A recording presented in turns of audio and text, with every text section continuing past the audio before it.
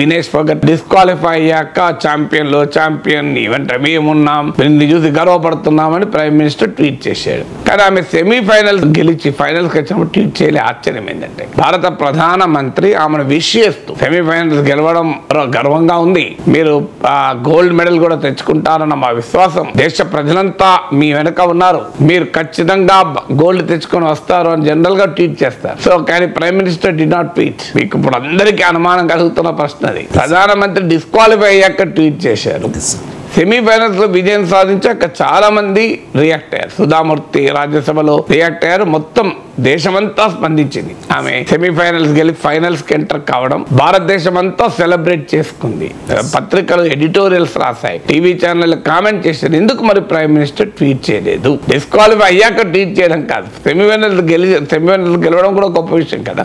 Semifinals గెలవడం అంటేనే silver medal assured at least.